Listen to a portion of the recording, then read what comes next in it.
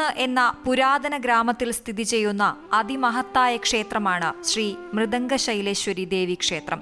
പരശുരാമൻ പ്രതിഷ്ഠിച്ച 108 ദുർഗാക്ഷേത്രങ്ങളിൽ ഒന്നായ ഇത് ചരിത്രപരമായും ഐതിഹ്യപരമായും നിരവധി പ്രത്യേകതകൾ ഉൾക്കൊള്ളുന്നു. ക്ഷേത്രത്തിന്റെ പേരുമായി ബന്ധപ്പെട്ട് തന്നെ വ്യത്യസ്തമായ ഐതിഹ്യങ്ങളുണ്ട്. ഈ ക്ഷേത്രത്തിന് മൃദംഗശൈലേശ്വരി എന്ന പേര് ലഭിച്ചത് ദേവിയുടെ സംഗീതവുമായുള്ള ബന്ധത്തിൽ നിന്നാണ്. ദേവലോകത്ത് നിന്ന് മിഴാവ് എന്ന വാദ്യോപകരണത്തിന്റെ രൂപത്തിൽ ദേവി സ്വയംഭൂവായി ഉയർന്നു വന്നുവെന്നും ഈ ചൈതന്യത്തെ ആവാഹിച്ച് പരശുരാമൻ പ്രതിഷ്ഠ നടത്തിയെന്നുമാണ് ഐതിഹ്യം. അതിനാൽ ഈ പ്രദേശം മിഴാവ് കുന്ന് എന്നും മിഴാവ് കുന്നിന്റെ സംസ്കൃത പദമായ മൃദംഗശൈലമെന്നും അറിയപ്പെട്ടു. അതിനാൽ ദേവി മൃദംഗശൈലേശ്വരിയായും അറിയപ്പെട്ടു. മിഴാവ് ദേവവാദ്യമായും വാദ്യങ്ങളുടെ മാതാവായും കരുതപ്പെടുന്നു. മറ്റൊരു ഐതിഹ്യമനുസരിച്ച് സംഗീതമൂർത്തിയായ ദേവിയുടെ ദിവ്യനാദം മുഴങ്ങിയ കുന്നായതിനാൽ ഈ പ്രദേശം മുഴങ്ങിയ കുന്ന് എന്ന് അറിയപ്പെടുകയും പിന്നീട് അത് ലോപിച്ച് മുഴക്കുന്നായി മാറുകയും ചെയ്തു. ക്ഷേത്രത്തിൻ്റെ ചരിത്രം പറയുകയാണെങ്കിൽ ഒരുപാട് രാജവംശങ്ങൾ ഭഗവതിയെയും അതുപോലെ ശ്രീ പോർക്കലിയെയും ഉപാസിച്ച് പുരളിമലയിൽ നിന്നും ആ രാജവംശം താഴെ ഇവിടെ പരശുരാമ പ്രതിഷ്ഠയാൽ പ്രതിഷ്ഠിക്കപ്പെട്ട ശ്രീ മൃദംഗശൈലേശ്വരി ദേവിയെ ഉപാസിച്ച് കുടികൊണ്ടിരുന്നു. പണ്ടുകാലത്ത് കിഴക്കേ കൗലകം, തെക്കേ കൗലകം, പടിഞ്ഞാറേ കൗലകം എന്നീ 3 കൗലങ്ങളും ഭഗവതിയെ ഉപാസിച്ച് കഴിഞ്ഞവരായിരുന്നു. മൃദംഗശൈലേശ്വരി ക്ഷേത്രത്തിലെ ഏറ്റവും പ്രധാന വഴിപാട് നെയ്വിളക്കാവുന്നു. ഓരോ ഭക്തനും ഇവിടെ വന്നു പ്രാർത്ഥിച്ചു നെയ്വിളക്ക് വെച്ച് മനസ്സൂരുക്കി പ്രാർത്ഥിക്കുക. ഇവിടെ ദേവി കണ്ണാടി പോലെയാണ്. മഹാകാളി, മഹാലക്ഷ്മി, മഹാസരസ്വതി ദുർഗാരൂപിണിയായി കുടികൊള്ളുന്നു. അതിൽ ഓരോ ഭക്തൻ്റെയും മനസ്സ് എങ്ങനെയാണോ ഹിതം, ഐശ്വര്യം, ബുദ്ധി, സമ്പത്ത് എന്തിനാണോ അവരുടെ ആഗ്രഹം, ധർമാർത്ഥ കാമ മോക്ഷ, അതിൽ ധർമ്മത്തിനാണോ മോക്ഷത്തിനാണ് എന്തിനാണെങ്കിലും അവരുടെ ഹിതം ദേവിക്ക് മുന്നിൽ നെയ്വിളക്ക് കത്തിച്ചു പ്രാർത്ഥിച്ചു നമസ്കരിക്കുമ്പോൾ ദേവി സദാ അനുഗ്രഹിച്ച് നിലകൊള്ളുകയാണ്. ഇവിടെ ദേവിയുടെ രൂപം ഇവിടെ നിൽക്കുന്ന രൂപത്തിലാണ് അനുഗ്രഹം ചൊരിഞ്ഞ് ഓരോ ഭക്തനും ക്ഷിപ്രപ്രസാദിനിയായിട്ട് മൃദംഗശൈലേശ്വരി അനുഗ്രഹം ചെയ്യുന്നു. നെയ്വിളക്ക് വച്ചു പ്രാർത്ഥിച്ചു. പല ആളുകളും അനുഭവം പറയാറുണ്ട്, വീട്ടിലെത്തുന്നതിന് മുന്നേ എനിക്കതിൻ്റെ ഫലമുണ്ടായിരുന്നു. ക്ഷേത്രത്തിലെ ശ്രീകോവിലിന്റെ തെക്ക് കിഴക്ക് ഭാഗത്തുള്ള വാതിൽ മാടത്തിലാണ് ദേവി മിഴാവ് രൂപത്തിൽ സ്വയംഭൂവായി ഉയർന്നു വന്ന സ്ഥാനം. അതിനാൽ മിഴാവിൽ ഭഗവതിയായ ദേവിക്ക് പ്രത്യേക പൂജകൾ നടത്തുകയും ചെയ്യുന്നു. കേരളത്തിന്റെ തനത് കലാരൂപമായ കഥകളിയുടെ ഉത്ഭവവുമായി ഈ ക്ഷേത്രത്തിന് അഭേദ്യമായ ബന്ധമുണ്ട്. കോട്ടയം രാജവംശത്തിലെ പ്രതിഭാശാലിയായ രാജാവായിരുന്ന കോട്ടയം തമ്പുരാനാണ് കഥകളിയുടെ ഉപജ്ഞാതാവ്. അദ്ദേഹത്തിന്റെ ആട്ടക്കഥകളായ ഭഗവധം, കിർമീരവധം, കല്യാണ സൗഗന്ധികം, നിവാദ കവച കാലകേയവധം എന്നിവ ഈ ക്ഷേത്രസന്നിധിയിൽ വെച്ചാണ് രചിച്ചതെന്നാണ് വിശ്വാസം. കഥകളിയിലെ വേഷവിധാനങ്ങൾ ചിട്ടപ്പെടുത്തുന്ന സമയത്ത് അദ്ദേഹത്തിന് സ്ത്രീവേഷം എങ്ങനെ ചിട്ടപ്പെടുത്തണമെന്നത് ഒരു ആശയവും ലഭിക്കാതെ വന്നു. ഇതിൽ ദുഃഖിതനായി അദ്ദേഹം ക്ഷേത്രക്കുളത്തിൽ ധ്യാനിച്ചിരുന്നപ്പോൾ ദേവി കഥകളിയിലെ സ്ത്രീരൂപമായ മിനുക്കുവേഷത്തിൽ പ്രത്യക്ഷപ്പെട്ടു എന്നും ആ വേഷത്തിലാണ് തമ്പുരാൻ കഥകളിയിലെ സ്ത്രീവേഷം ചിട്ടപ്പെടുത്തിയത് എന്നും ഐതിഹ്യമുണ്ട്. ആ രൂപം തന്നെയാണ് ഒരു മാറ്റവുമില്ലാതെ ഇന്നും കഥകളിയിൽ ഉപയോഗിക്കുന്നത്. ക്ഷേത്രത്തിൽ നടക്കുന്ന കഥകളി മഹോത്സവങ്ങളും നൃത്ത സംഗീത അരങ്ങേറ്റങ്ങളും ഈ പാരമ്പര്യത്തെ ഓർമ്മിപ്പിക്കുന്നു. ലോകത്ത് കഥകളി എവിടെ ആരംഭിക്കുമ്പോഴും ശ്രീ മൃദംഗശൈലേശ്വരിയും ശ്രീ പോർക്കലിയും കഥകളിയുടെ വന്ദന ശ്ലോകത്തിലൂടെ സ്തുതിക്കപ്പെടുന്നു. കേരളത്തിനൊരു പുതിയ തരത്തിലുള്ള ഒരു ശാസ്ത്രീയമായിട്ടുള്ള അടിത്തറ ഇട്ടുകൊണ്ടുള്ള ഒരു കലാരൂപം ഉണ്ടാക്കുകയാണ്. അതാണ് കഥകളി എന്ന പേരിൽ ഇന്ന് കേരളത്തിൻ്റെ കലാപ്രതീകമായിട്ട് തന്നെ കഥകളി ലോകമാകെ വ്യാപിച്ചുകൊണ്ടിരിക്കുന്ന കലാരൂപമാണ്.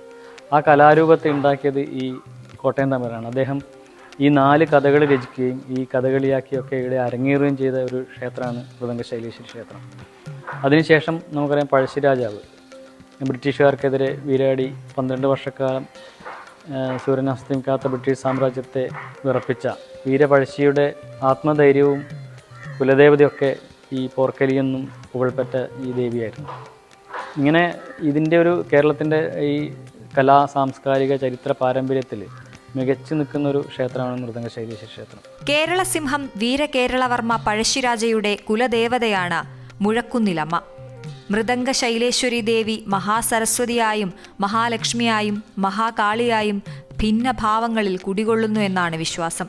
ഭക്തർ ഏത് ഭാവത്തിൽ പ്രാർത്ഥിക്കുന്നുവോ ആ ഭാവത്തിൽ ദേവി അനുഗ്രഹം ചൊരിയുമെന്നാണ് വിശ്വാസം.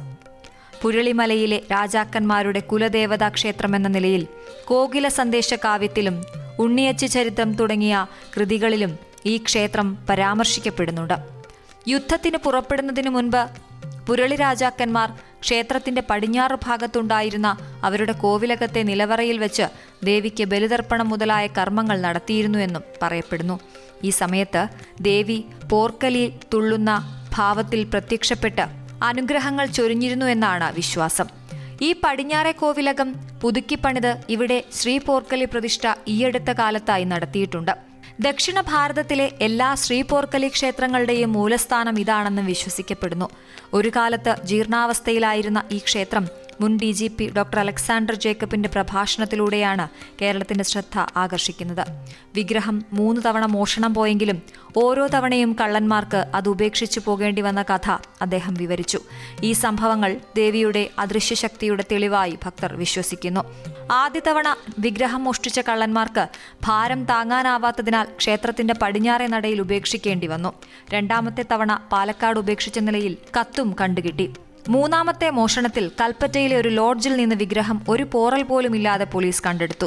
മോഷ്ടിച്ച കള്ളന്മാർക്ക് ദേവിയുടെ ശക്തി അനുഭവപ്പെട്ടതായി അവർ തന്നെ സമ്മതിച്ചുവെന്നാണ് കഥ. മലബാർ ദേവസ്വം ബോർഡ് ഏറ്റെടുത്ത ശേഷം ക്ഷേത്രം നവീകരിക്കുകയും കൂടുതൽ സൗകര്യങ്ങൾ ഒരുക്കുകയും ചെയ്തു. ഇതിന്റെ ഭാഗമായി കഥകളി മഹോത്സവങ്ങൾ നടത്താൻ സരസ്വതി മണ്ഡപവും നൃത്തസംഗീത അരങ്ങേറ്റങ്ങൾക്കായി കോട്ടയം തമ്പുരാൻ ഓഡിറ്റോറിയവും നിർമ്മിച്ചു. പഴശ്ശിരാജയുടെ പൂർണ്ണകായ പ്രതിമയും ഇവിടെ സ്ഥാപിച്ചിട്ടുണ്ട്. തീർത്ഥക്കുളം നവീകരണം കഴിഞ്ഞ് വെള്ളം നിറഞ്ഞു കവിഞ്ഞാൽ ഭക്തജന പ്രവാഹമുണ്ടാകുമെന്ന പ്രവചനം യാഥാർത്ഥ്യമായി. മുഴക്കുന്ന് ശ്രീ മൃദംഗശൈലേശ്വരി ദേവീക്ഷേത്രം വെറുമൊരു ആരാധനാലയം മാത്രമല്ല, വിവിധ സാംസ്കാരിക സാമൂഹിക മേഖലകളുമായി ഇഴുകിച്ചേർന്ന ഒരു സ്ഥാപനം കൂടിയാണ്. ക്ഷേത്രത്തിലെ പ്രധാന ആകർഷണങ്ങളിലൊന്ന് അതിൻ്റെ അന്നദാനമാണ്. എല്ലാ ദിവസവും ഭക്തർക്ക് ഉച്ചയ്ക്കും രാത്രിയും പ്രസാദമായി അന്നദാനം നടത്തപ്പെടുന്നു. ഭഗവതിയുടെ അനുഗ്രഹം തേടിയെത്തുന്നവർക്ക് അന്നദാനം നൽകുന്നത് അതിമഹത്തായ പുണ്യമായി കണക്കാക്കുന്നു. നിലവിൽ ക്ഷേത്രത്തിൽ എത്തിച്ചേർന്ന എല്ലാ ഭക്തജനങ്ങൾക്കും നമ്മൾ ഭക്ഷണം കൊടുക്കുന്നുണ്ട്. ഏകദേശം കൊട്ടിയൂര് സീസണിൽ ഏകദേശം ഓരോ ദിവസവും 30,000 പേര് വന്നിട്ട് ദർശനം നടത്തി പോകുന്നുണ്ട്. വരുന്നവർക്ക് പൂർണ്ണമായിട്ടും എല്ലാവർക്കും ഭക്ഷണം കൊടുത്ത് ഒരു പരിധിവരെ പരാതിക്കൊന്നും ഇടയില്ലാത്ത വിധത്തിൽ നമ്മൾ എല്ലാ കാര്യങ്ങളും ചെയ്തു വരുന്നുണ്ട്. കേരളത്തിന് പുറത്തുനിന്ന് ഇപ്പം കർണാടകത്തും തമിഴ്നാട്ടിൽ നിന്നും ഇപ്പം പൂർണ്ണമായിട്ടും ആൾക്കാർ വന്നു. ഇപ്പം കഴിഞ്ഞ കൊട്ടിയൂർ സീസണിൽ തന്നെ നല്ല തിരക്കോടുകൂടി തന്നെ കൊട്ടിയൂരിൽ വന്ന ഏകദേശം ഒരു 75% ആൾക്കാരും ഇവിടെ വന്ന് ദർശനം നടത്തിയിട്ടാണ് ഇപ്പം പോകുന്നത്. സാധാരണ ദിവസങ്ങളിൽ ഇപ്പം ഒരു ഉച്ചക്ക് ഭക്ഷണം കഴിക്കാൻ നമ്മൾക്ക് എന്തായി കഴിഞ്ഞാൽ ഓരോ ദിവസം ശരാശരി ഒരു 700,000 ആൾക്കാർ വന്നിട്ട് ഭക്ഷണം കഴിച്ച് പോകുന്നുണ്ട്. നമ്മൾക്ക് ആൾക്കാർ വന്നു പോകുന്നതിൻ്റെ കൃത്യമായിട്ട് കിട്ടും, പക്ഷേ ഭക്ഷണം കഴിക്കുന്നതിൻ്റെ കൃത്യമായിട്ട് നമുക്ക് കണക്കുണ്ട്. നമ്മൾ ടോക്കൺ ബേസിലാണ് നമ്മളിത് കൊടുക്കുന്നത്. അപ്പോൾ ഏകദേശം ഒരു 700,000 ശരാശരി വന്നിട്ട് പോകുന്നുണ്ട്. ക്ഷേത്രത്തിലെ പ്രധാന വഴിപാടുകളിലൊന്ന് തിരുവക്കാടിയാണ്. കുത്തരിയും മഞ്ഞളും നാളികേരവും ചേർത്താണ് ഈ പ്രത്യേകതരം ചോറ് തയ്യാറാക്കുന്നത്. ദേവിക്ക് ഏറ്റവും പ്രിയപ്പെട്ട വഴിപാടുകളിലൊന്നായി ഇത് കരുതപ്പെടുന്നു. ഈ വഴിപാടിലൂടെ ഭക്തരുടെ ആഗ്രഹങ്ങൾ സഫലീകരിക്കപ്പെടുമെന്ന് വിശ്വസിക്കുന്നു. ക്ഷേത്രത്തിന് സമീപത്തുള്ള പിണ്ടാലി കളരിക്ക് ഒരുപാട് ചരിത്ര പ്രാധാന്യമുണ്ട്. കോട്ടയം രാജവംശത്തിന്റെ പാരമ്പര്യ കളരി ഗുരുക്കന്മാരാണ് ഈ കളരിയുടെ ചുമതലക്കാർ. വീരകേരളവർമ്മ പഴശ്ശിരാജയെപ്പോലുള്ള നിരവധി രാജാക്കന്മാർ ഇവിടെ കളരി അഭ്യസിച്ചിട്ടുണ്ട്. ഇതിനെല്ലാം പുറമെ തിരുവിതാംകൂർ രാജാവായിരുന്ന മാർത്താണ്ഡവർമ്മയും ഈ കളരിയിൽ വന്ന് അഭ്യാസങ്ങൾ പഠിച്ചിരുന്നതായി ഐതിഹ്യമുണ്ട്. ഈ കളരി ക്ഷേത്രവുമായും രാജകുടുംബവുമായും അടുത്ത ബന്ധം പുലർത്തിയിരുന്നു. രാജാവായി സ്ഥാനമേൽക്കുന്നതിനു മുമ്പ് കളരിയിൽ വന്ന് ഗുരുക്കന്മാരിൽ നിന്ന് സ്ഥാനാരോഹണ വാൾ സ്വീകരിക്കണമെന്നായിരുന്നു പഴയകാലത്തെ ആചാരം. ക്ഷേത്രം സംഗീതവുമായി ബന്ധപ്പെട്ടിരിക്കുന്നതിനാൽ നിരവധി കലാകാരന്മാരുടെ അഭയകേന്ദ്രമാണിത്. പ്രമുഖ സംഗീതജ്ഞനായ ദക്ഷിണാമൂർത്തി സ്വാമികളുടെ ചെറുമകൻ മൃദംഗത്തിൽ അരങ്ങേറ്റം കുറിച്ചതും ഈ പുണ്യഭൂമിയിലാണ്. ഗാനഗന്ധർവൻ യേശുദാസും റസൂൽ പൂക്കുട്ടിയും MG ശ്രീകുമാറും KS ചിത്രയും തുടങ്ങി സംഗീതത്തിലെയും ചലച്ചിത്രലോകത്തിലെയും പ്രതിഭകൾ ഈ ക്ഷേത്രത്തിൽ എത്താറുണ്ട്. കലയുടെ ഈറ്റില്ലമായി അറിയപ്പെടുന്ന ഈ ക്ഷേത്രം സംഗീതത്തിനും നൃത്തത്തിനും തുല്യമായ പ്രാധാന്യം നൽകുന്നു. ദക്ഷിണ ഭാരതത്തിലെ അതിപുരാതനമായ മുഴക്കുന്ന് ശ്രീ മൃദംഗശൈലേശ്വരി ദേവീക്ഷേത്രത്തിൽ എത്തിച്ചേരാൻ ഏറ്റവും സൗകര്യപ്രദമായ മാർഗം റോഡ് മാർഗമാണ്. കണ്ണൂർ ജില്ലയിലെ കിഴക്കൻ പ്രദേശത്തുള്ള മുഴക്കുന്ന് ഗ്രാമത്തിലാണ് ഈ ക്ഷേത്രം സ്ഥിതി ചെയ്യുന്നത്. ഏറ്റവും അടുത്തുള്ള വിമാനത്താവളം കണ്ണൂർ അന്താരാഷ്ട്ര വിമാനത്താവളമാണ്. ഇവിടെ നിന്ന് ഏകദേശം 20 കിലോമീറ്റർ ദൂരം മാത്രമാണ് ക്ഷേത്രത്തിലേക്കുള്ളത്. വിമാനത്താവളത്തിൽ നിന്ന് ടാക്സി അല്ലെങ്കിൽ മറ്റു വാഹനങ്ങൾ ഉപയോഗിച്ച് എളുപ്പത്തിൽ ക്ഷേത്രത്തിൽ എത്തിച്ചേരാം. വിവിധ നഗരങ്ങളിൽ നിന്ന് ബസ് സർവീസുകളും ലഭ്യമാണ്. കണ്ണൂരിൽ നിന്ന് മട്ടന്നൂർ, ഉളിയിൽ, തില്ലങ്കേരി വഴി ക്ഷേത്രത്തിലെത്താം. അതുപോലെ തലശ്ശേരിയിൽ നിന്ന് വരുന്നവർക്ക് കൂത്തുപറമ്പ്, ഉരുവച്ചാൽ, തില്ലങ്കേരി വഴിയും എത്തിച്ചേരാം. ഇരിട്ടിയിൽ നിന്ന് കാക്കയങ്ങാട് വഴിയും ക്ഷേത്രത്തിലേക്ക് ബസ്സുകൾ ഓടുന്നുണ്ട്. സ്വകാര്യ വാഹനങ്ങളിൽ വരുന്നവർക്ക് വിശാലമായ പാർക്കിംഗ് സൗകര്യം ക്ഷേത്രത്തിൽ ഒരുക്കിയിട്ടുണ്ട്. ക്ഷേത്രത്തിൽ ദർശനത്തിനായി രാവിലെ 5 മണി മുതൽ ഉച്ചയ്ക്ക് 1 മണി വരെയും വൈകുന്നേരം 5 മണി മുതൽ രാത്രി 8 മണി വരെയും നട തുറന്നിരിക്കും. പ്രകൃതി രമണീയമായ ഈ പ്രദേശം തീർത്ഥാടന ടൂറിസത്തിന് വളരെയധികം സാധ്യതകൾ നൽകുന്നു. ഈ പുരാതന ഗ്രാമത്തിലെ ഓരോ കാറ്റിനും കഥകളി പദങ്ങളുടെ താളമുണ്ട്. ഓരോ അലകൾക്കും മൃദംഗത്തിന്റെ ഈണമുണ്ട്. ചരിത്രവും വിശ്വാസവും ഇഴചേർന്ന് നിൽക്കുന്ന ഈ ദേവീ സന്നിധി നാനാദേശങ്ങളിൽ നിന്ന് വരുന്ന ഭക്തർക്ക് ആശ്വാസവും അനുഗ്രഹവും നൽകി ഇന്നും നിലകൊള്ളുന്നു.